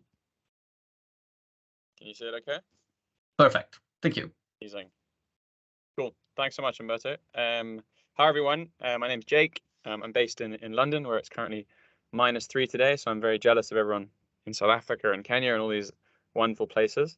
And today I'm going to talk about TrueCircle. So TrueCircle is an AI and computer vision company. We're based in London, and essentially our mantra is we want to use data, artificial intelligence, and machine learning capabilities to bring data and modernize the recycling industry in Europe, which is, at times very, very backward compared to a lot of the other industries that have accelerated a lot over the last 20 years. And we are doing this in two ways. We have two products. One is, you can see here on screen, we call it TrueCircle AI. And essentially it is a computer vision system with a light panel. And we put this on conveyor belts in recycling plants, MRFs, sorting plants, perfs, reprocessors, anything that sorts plastic, paper, and metal. And these cameras look at the conveyor belt and they perform image recognition. And we're able to turn that image recognition into weights. And essentially what that enables is, for the first time ever, really, these huge sorting plants in Europe operating at very large scale are able to analyze and see exactly what is going through their process. And we can turn that into really important insights for them, which we can go into loads of detail, but we don't have time to today. But essentially, product one is helping sorting plants run much more efficiently, which is great. The second product we have is TrueCircle Trade, and TrueCircle AI is very much kind of a leader into trade. And what TrueCircle Trade is trying to do is very simply help people buy and sell plastic recycling and paper recycling and all recycling much easier. And essentially all the data we generate from our cameras can be fed into someone who's selling the plastic. And for the first time ever, a buyer can buy from someone they've never seen before. They have a beautiful dashboard that they can access that shows what that supplier is selling, whether it's plastics. You can see photos of the material on the conveyor belt. But what most importantly is you can see this timeline and this granular data of exactly what they're selling. And so you can pay for what you're actually going to receive rather than what you're hoping to receive for the first time ever. And that's amazing for trust. But why we're here today is we are working with RAP and a company called Mr. Green Africa in Kenya, who I'm sure all of you are very familiar with. And we want to bring our technology to Kenya and to the developing world, because we think that the recycling industry in Europe is very broken and very inefficient, but also there's a whole world out there in which recycling and waste collection doesn't really exist. And so we see a huge opportunity here, and we're kind of focusing very much in one area. It's linked to the TrueCircle AI product, but essentially what we want to do is bring a camera to Kenya, and we've installed this at Mr. Green Africa's facility, and we are going to prove that we can do all the analysis that we're doing in Europe at the world's biggest sorting plants on a very small scale with Kenyan, with African waste. And why we're really excited about this is because, yes, in Europe you have people throwing rubbish in their bins. You've got lots of impetus from councils that force people to do this. There's great education, but you have this really, really crazy process whereby three people have rubbish that's separated. They all put it in one bin. It gets collected by a haulier or a just bin lorry. It then goes to a really expensive 50 million euro sorting plant that separates it all out again, and then it goes on to be recycled. But like with the electricity grid, like we've seen with decentralized electricity grids, like we've seen with mobile phones, we kind of see the same potential here in terms of waste and waste processing and recycling, in that if you can give people accurate information, and this is very much what they were referring to earlier, this informal sector, if you can give them accurate information, if you can give transparent information, transparent pricing, there's essentially a strong argument as to why you need these really, really kind of cumbersome haulage and sorting processes. Why can you not just create a really efficient, super streamlined process whereby people collect waste, they collect exactly what they need to, it's beautifully clean because there's no mixing, and it goes straight to the place that recycles it. And that really excites us. And essentially how we're doing this is we're working with Mr. Green, RAP's helping us loads, and Mr. Green Africa have these dukas or APPs or AAPs, sorry, they call them, in and around Nairobi and Kenya, where people can come and bring bags of rubbish and plastic and recyclates, and we will have our vision system installed there, embedded in a smartphone app. And essentially we want to reach a place where you can take a photo of the plastic on the floor. It will do a full composition analysis, something like this. It will perform image recognition. It will identify the exact material. And when it knows the material, it knows the weight from all the data we have back in Europe. And then we can assign a value to each individual item, and then also a value to the entire bag of material that person has brought. And so we're going to reach we're aiming for February, March, a situation where you can bring a bag of material to one of these dukas, put it on the floor, and you can get paid instantly for exactly what you've brought. And I don't need to tell everyone the benefits that has to transparency, to the cartels we have, the ability for people to be getting treated fairly. And yeah, we're really excited about the potential this has, and we're working and planning with Mr. Green Africa for this. Thank you. Thank you very much, Jake. That was fascinating to see how much new technology is actually helping the waste management system. And just to reflect on the question that was done before about this is downstream, what has been done once the waste has been already created, but there are obviously efforts to address the problem of plastics upstream. So the next innovation that we want to highlight, it's something that has been developed thanks to the South Africa Plastic Pact, and I would like to invite Doug McFarlane from Woolworths,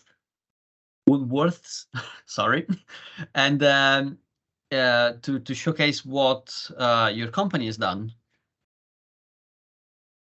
Thank you, Umberto, and I trust you can all hear me. Thank you for the opportunity to share with you just in 5 minutes what we've done in one area of our business. Sustainability and working towards a solution for a circular economy for plastics is housed within our company in what we call the world of well-being. There's 3 pillars, and packaging sits under the second pillar, which is planet positive. World of well-being forms a part of our greater good business journey. And we've been on this journey for a while, but we've joined a number of organizations because we realized fairly early that this task is something greater than something that we could tackle on our own. So the next 3 slides I'm going to show you specifically around the innovation where we drove multi-layer structures, which included layers of material which had aluminium foils, various different kinds of plastics that were otherwise not recycled in South Africa, either ending up in the environment or alternately relegated to landfill. In South Africa, we identified through partners like the SA Plastics Pact what the most common plastic is that's being recycled. And we find that polyethylene is one of the most recycled flexible packaging formats in South Africa. So what did we do? We simply looked at all our packaging that was laminations of polyesters, polyethylenes, nylons, polypropylenes, aluminium foils, some with paper, some without paper. And we said, well, we need to drive this towards polyethylene because we understand the recycling system in South Africa, and we know that there's a demand for the next generation recyclate that comes out of this process of recycling polyethylene. And it's important that you drive your innovation towards something where there's a demand for the product that you're going to create after you've recycled your packaging. You also need to understand that whatever you do with innovating packaging and driving out problematic plastics, that you don't affect food waste, that you don't design inferior packaging. And showcased in this slide here is some packaging which we've migrated, which was previously a polyester aluminium foil polyethylene structure, triple lamination, not recycled, into landfill or in the environment. Double laminations of polyester polyethylenes, dog treats, and you can see it's across a range of product, whether it's coffee, shelf-stable cheese sauce, pet treats, pot stickers and prawn little dumplings and stuff, berries for smoothies, etc. So there's no limit to what you can do with innovating around finding a solution for circular economy. So these were all shifted from non-recyclable into primarily polyethylene structures with a thin layer of EVOH that provides the oxygen barrier where required. And the amount of EVOH that you put in there, that's the decision that you take after you've collaborated with your recycler to ensure that whatever oxygen barrier you put into this monopolyethylene structure, that you don't create a problem when recycling. You don't create something that can be considered a contaminant. So this is what we've done, and it's all shifted over to primarily polyethylene, achieving the same shelf life, housing the same product, no alteration to the product whatsoever, and delivering shelf-stable product for our foods department. Here again, it's not only pre-made pouches and bags. The mueslis that you see on top are supplied in rolls to our muesli packer. It's got a barrier material in there. It's all polyethylene. It used to be made up of mixed polyolefin, polyprop, metallized polyprop, polyethylene structures. And now they're all just single polyethylene structures, manufactured on automatic form full seal machines, rolls taken, formed, filled with the product, and sealed, and to create this stunning packaging. But it takes a lot of collaboration, a lot of time, some school fees that needs to be paid, but the vision is clear. You understand what products are being recycled in your region and where there's a demand for the recyclate that comes out of it. At the bottom, we've got a range of laundry pods, again, previously all in multi-layer, multi-polymer structures that were not recycled, and we shifted it all to mono PE structures. Packaging, when you redesign and engineer it, need not be boring. These ones contain Velcro-style zipper closures. The top lot contains normal press-to-close zippers, all on automatic form-fill seal machines. So you don't have to create and design boring packaging.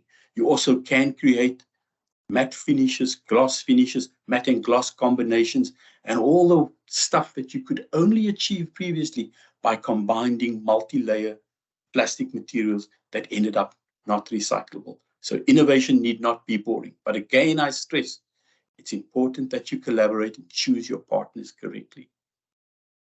Lastly, some of the innovation where we realize that polyethylene is a preferred substrate. The onion bag on the left is polypropylene, but we realize that polyethylene is more recyclable in South Africa, so we simply shift. So we design the same pack, we've got the same on-shelf appeal, the customers doesn't see any different, we've got the same performance, but it's polyethylene and now can be recycled more freely and frequently in South Africa.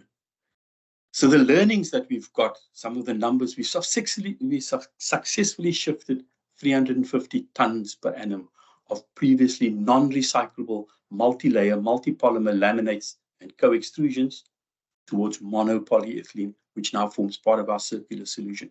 And we are still innovating and continuing this process. We understand and understood the local recycling landscape, what plastics in the flexible space are most recycled in South Africa, and importantly, where there's a demand for the recyclate that comes out of it. We choose our packaging partners who are like-minded and aligned with our goals. We work with industry bodies like the South African Plastics Pact. And here I just want to spend a minute to talk about the Pact in South Africa, because I've been involved in redesigning and engineering and innovating packaging for Woolworths prior to us having a Pact in South Africa. The task of designing and innovating then was difficult. You yourself had to go to all these players, contact the recycler, contact the film supplier, contact your packaging manufacturer, contact your food manufacturer, work with each one individually. And it took a longer time to do that. With the SA Plastics Pact and their membership, you go to one body and they're all there. Everybody of the same mindset, everybody with the same goal, everybody committed to a single vision of designing packaging to ensure that it doesn't have a negative impact on the planet. So that's a big win. It's important that you have an organization like we have in South Africa, the South African Plastics Pact, where you can tap into the knowledge, where you can get the data to say, I want to innovate my packaging. What should I innovate it to? SA Plastics Pact can say to you, the most recycled flexible packaging in South Africa is polyethylene. Collaborate, collaborate. You cannot do this on your own. And now we're in a position where we can share our successes freely with other brand owners, because it would be arrogant of us to think that we can do this and shift the needle and create the change ourselves. Thank you, Umberto. Thank you very much. And this is quite important, because if we reflect on what was said at the beginning of this session today, packaging is actually one of the major areas in which plastic is used, and one of the major areas that is having an impact on the environment. So all these innovations about packaging are particularly important also when we look at the outlook for the future. So I would also like to connect again to the very first report that was presented. And the last innovator we have today, again, goes back to some of the comments we had on Slido about reuse and refill. So I would like to invite Sharon Rapetsua from Triple Shine from South Africa to showcase some of the activities and some of the innovation that are happening in the space of refill. Sharon, I can see you. I cannot hear you at the moment. You are on mute, I think.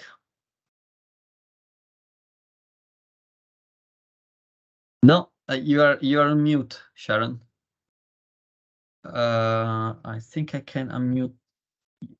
No, I cannot unmute Hello? you.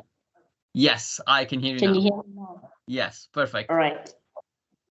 Just gonna share my screen. No.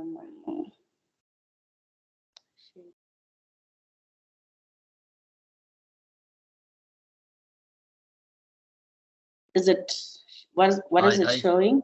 I can see the call that you have, but not the slides. Okay, let me do this. I'm gonna have to just select presentation.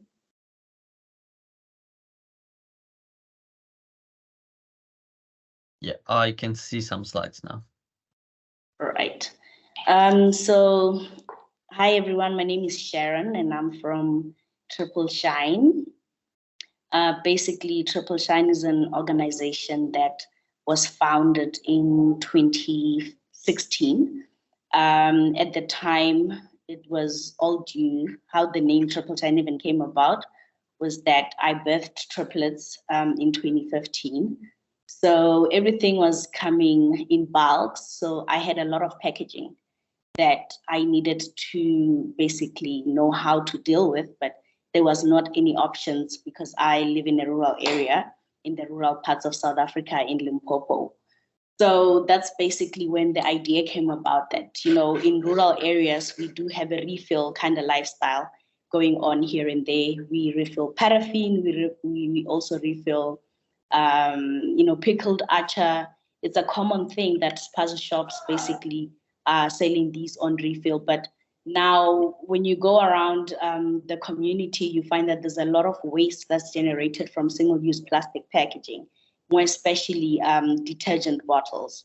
So that's where Triple Shine basically now built this concept of having a refill station in rural spaza shops and empowering women while at it, who become refill agents and basically gain some commission from the whole thing. So it's more like a business in a box, social micro franchise that's given to them with different items like the products, as well as marketing material, some training on business, and also on financial literacy.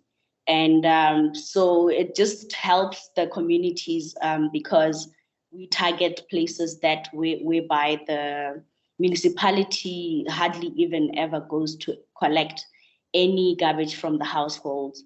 So therefore, this is basically what brought us to the market, to address not only the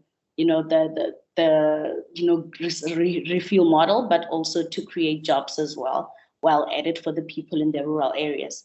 So yeah, we believe in a South Africa that has economically empowered and environmentally sustainable townships and rural areas. So as I have said, we were established in 2016.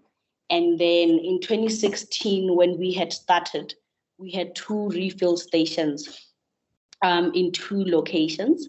So we basically dispensed 300 liters of product and refilled 50 bottles that were reused, and 150 bottles were reused from the landfill. How that's calculated basically is on our model of selling by the liter. So because the standard of selling our product by the liters, because people buy these things with liters or 750 ml bottles.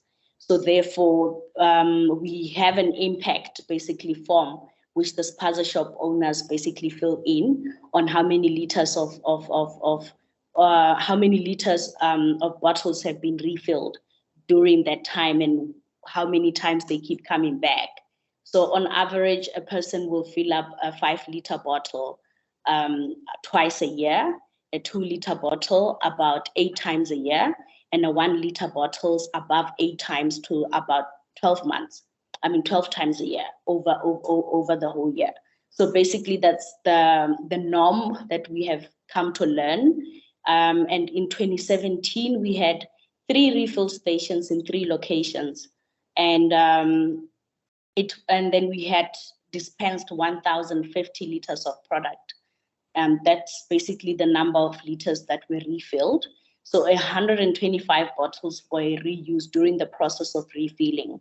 And that helped us reduce about 620 bottles from the landfill, due to the number of times that you find that people bring the same bottles for refill. So these bottles basically have labels in which every time they refill, they get a label to note the date at which they actually made the refill and the kind of product that they refilled.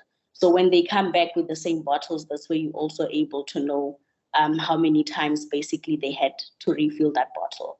So in 2018, we had 10 refill stations in 6 locations. And then we dispensed 2,400 liters of product. And out of that, 375 bottles were reused. And that, depending on the number, is just that I didn't put the whole breakdown here in terms of calculation of how the bottles reused relate to the bottles reduced.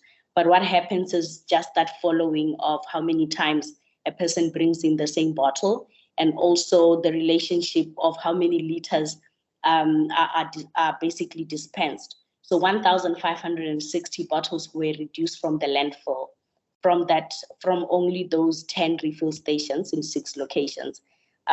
Reason some of them also being, so when they are new, it's a culture thing. So what happens is at the first 2 months or so, people still need to get education about the importance of refill, and also in terms of, like understanding the plastic that they're basically using and getting an education as well. So that is beyond a matter of them just saving on refill. And then in 2022, which is currently now, we had a break in between 2018 and 2022 due to COVID. And also we wanted even to engage more bigger partners, like brand owners. So in 2022, we basically back now working with Unilever. And so this year we're going to be still in the 10 refill stations in 6 locations. And we hope by the end of the pilot stage, we would have dispensed 3,000 liters of product, and 400 bottles would be reused on estimate. And then these are just estimate in terms of the using and the refilling, because it's still ongoing. And then 2,000 bottles reduced from the landfill. So we are still developing other prototypes together with the brand owner, so that we basically test different types of material that we will utilize during the process of designing the station, because we are targeting mostly rural areas and township areas. And what we have designed in terms of our dispensing stations is that they must not be electrical, connected to any electronics. And so that they can be useful also in spaza shops. They must also not be too large, because spaza shop owners usually have a small space, like they operate from their garage or they operate from their, from their own house somehow. So basically we try as much during the design not to make it too big such that there's no space. So we make sure that it's also got wheels so you can push it around. So it's just a station in which we put 25-liter bottles that are dispensed from a pump. So at the current moment, they are not necessarily self-service. The spaza shop owners are basically the ones who are doing the refills, so that we're trying to also reduce waste and contamination as well. So our value proposition at partner level, when we partner with brand owners, is for them to reach their single-use plastic footprint reduction goals. And then at customer level, which is our primary customers being the spaza shops, for them it's about added revenue and also assisting their community to also reduce the footprint of plastic as well. At consumer level, really our value proposition is for affordable quality brands and reduction of wasted packaging from the household and the community. The big problem that we're facing at the current moment, which we are trying to address, basically was based on the fact that in every household that we find in rural areas, there's on average 4 plastic bottles of detergents a month. That actually amounts to 48 plastic bottles disposed within their households per year. So the whole question of why we came to the market was, what if only 4 recyclable, eco-friendly bottles could be reused and be refilled 12 times a year? Then plastic bottle waste will be reduced by 44 bottles a year by only 1 family. And the price of detergents will also be reduced, cutting out the cost of packaging from the cost price of the detergent. So, sorry, so Sharon. Sorry, Sharon. I have to jump in because we are out of time. So apologies for it. And I will invite everybody that wants more information about Triple Shine. As you see, it's an amazing project going on with local communities and working with abating the cost of the products, reducing plastic. So thank you very much, Sharon, and sorry for cut you short, but we are already 10 minutes over the forecasted time. So I would like everybody for having been here, all the speakers today. This has been, as we said at the beginning, an accelerator session that has been built in collaboration between WRAP, OECD, and the World Bank WACA. And I will invite everybody to just go into the the website that we created. We're going to post the video on YouTube, and there will be a list of links for everybody to follow. So there will be the links to all the reports that have been published and to all the innovators that we've been presenting. I like to think about today as a little journey that we've done together, going from understanding what the problem is and how the problem can be shared in terms of data. And we've seen the ebook from WACA, we've seen the photojournalism, and we've seen how all the data that have been collected can be used to forecast what is going to happen in the future, so that we can take some actions to move forward. And what we're going to do later in the future is also shaped by what we're doing now. So we have been starting thinking about collaborations and how the private and public sector are collaborating together. We have seen the Plastics Pact as a useful way in which the voluntary agreements, as a useful way in which this collaboration can happen. And then we've seen all these amazing innovations taking action and actually changing the landscape. I hope you found this as useful as I have found. It was very fascinating to hear from everybody. I would like to thank everybody that have been attending, and obviously a big thanks for all the speakers today. Again, the recording of the session will be available online. We're going to share the link to the YouTube page, and you will also have a list of all the links to access any of the resources. Sorry if you're a little bit over the time, but thank you very much for being with us today. And let's keep on talking about plastics. And thank you very much for the World Circular Economy Forum to give us the opportunity to speak about plastic and circular economy. Thank you very much. I hope you have a good rest of the day, and speak to you soon. Bye.